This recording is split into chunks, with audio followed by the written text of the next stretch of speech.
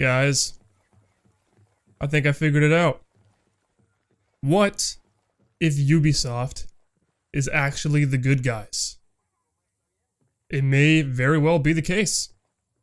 Because what I'm going to explain to you, my hypothesis for why Tom Clancy games have been getting crappier and crappier after Tom Clancy passed away.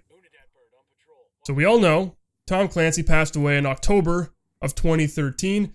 There was no Tom Clancy games that came out in 2014, and then the very first Tom Clancy themed titled game to come out was in 2015, and that was Rainbow Six Siege. Now, I'm pretty sure those of you who have been subscribed to me for a long time, you're well aware of all the videos I produced back in the day talking about how Rainbow Six Siege was so far out from what a Rainbow Six game is, and was pretty much dragging Tom Clancy's name through the mud and everything he represented, and it's starting to make sense now. Because when that game released, what I said in one of my videos was that he was rolling in his grave. He probably was. That's exactly what's happening. He's rolling. There's a little bit of stirring. There's a little bit of life going on there. You know, he's just kind of, he's twitching. There's something happening. And then we fast forward to Tom Clancy's The Division, which was a completely new IP. Has absolutely nothing to do with anything Tom Clancy's ever written at all. Alright, it's a completely fabricated, brand new IP, all new ideas, and it's an RPG. And they threw Tom Clancy's name in front of it to further incite the grave rolling, to get him just spinning uncontrollably, the urge, just to infuriate him in the afterlife.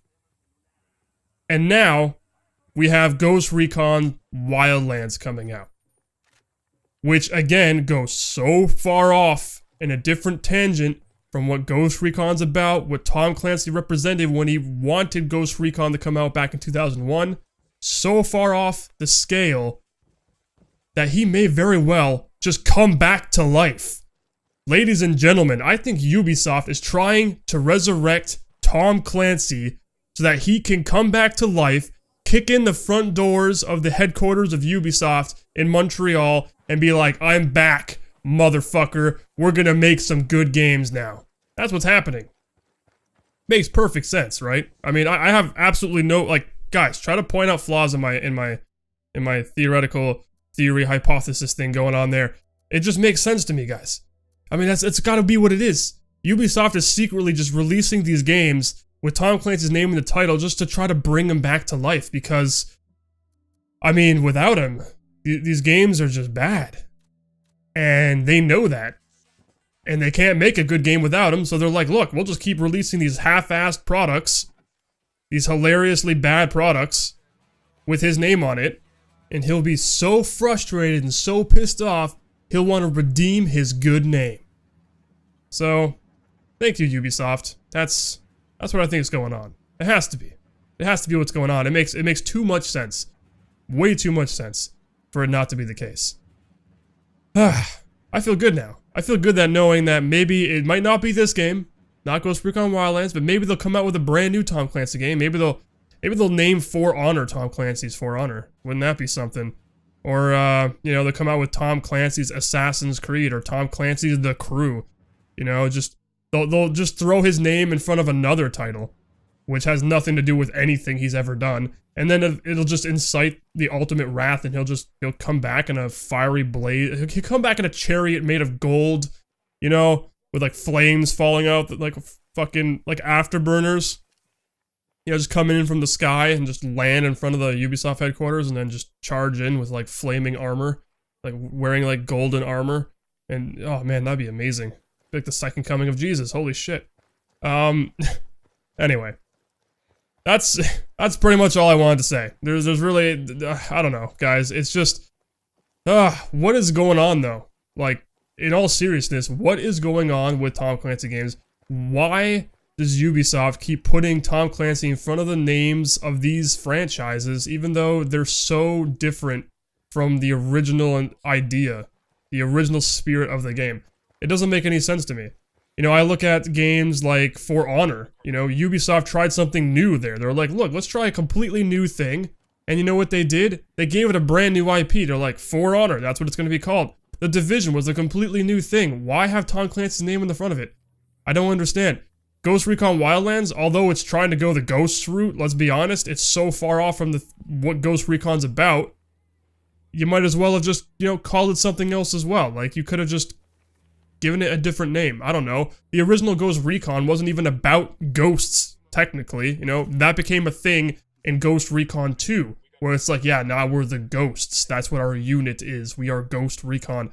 In the original Ghost Recon, in 2001, they were just a part of Delta Company. They were just another branch, a newly conceived battalion special forces group for the sole purpose of reconnaissance. They weren't actually like Ghost Recon, like as if it was a real unit entity.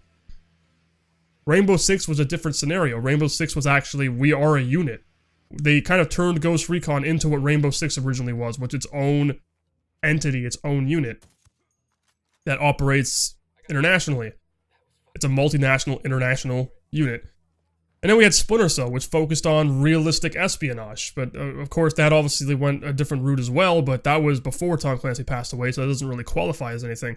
But, I mean, just the Tom Clancy name has been splattered everywhere as a marketing gimmick, and it kind of makes me mad. I feel like, ultimately, I honestly think Tom Clancy wouldn't really care that much, because, just because his name's in there, I think he gets a cut anyway, like, he would have gotten a cut of whatever sold. I'm not really sure, because I doubt they can just use his name for free.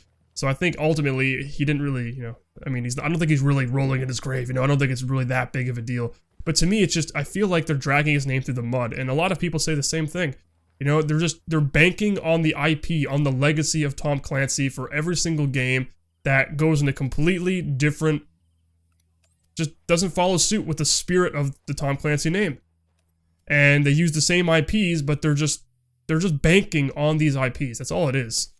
And I have a huge problem with that. It bugs me. It really does, because I feel like a cynical old bitter man, but I mean, I'm only 24 years old. I've been playing these games since I was young. I was 8 years old playing these games. Like, playing Delta Force, playing SOCOM on the PlayStation when I had a chance to, playing Spec Ops on the PlayStation 1. Playing Rainbow Six, playing Ghost Recon, playing all the good military games, Operation Flashpoint when it first came out, all that stuff, all those games. I was playing it when I was a child, and I was able to do it then, and now children can't do it now? Like, what the fuck's going on with society? Why are kids always wanting this cookie-cutter, dumbed-down shit? If I was able to do it, I'm pretty sure they can too. But, I don't know, I guess it's easier to sell to a wider audience when your games are dumbed down and super easy and don't follow the legacy of those products. My name's PepperBelly. Thank you guys for joining me today, and I'll see you on the next one.